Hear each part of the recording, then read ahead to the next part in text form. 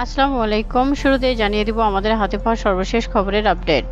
স্বৈরাচারের পরিণতির নিদর্শন হিসেবে গণভবনকে জাদুঘর বানানো হচ্ছে, বললেন উপদেষ্টা নাহিদ।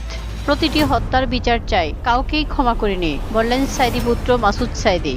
পিস্তলের ভয় দেখিয়ে তারেক রহমানকে সাজা দিতে বলা হয়, স্বীকার করলেন বিচারক। হবিগঞ্জে বৈষম্য বিরোধী ছাত্র আন্দোলনের সমন্বয়ককে ছুরিকাঘাত। প্রায় 11 মাস ধরে টানা যুদ্ধে এত অস্ত্র কোথায় পাচ্ছে ইসরায়েল?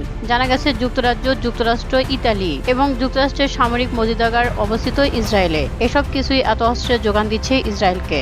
পাচার হওয়া 90,000 কোটি টাকার খোঁজে এখন দুদক। ঢাকা উত্তর সিটি কর্পোরেশনের মেয়র আতিকের দুর্নীতির নাটের গুরু ছিল PS ফরিদ।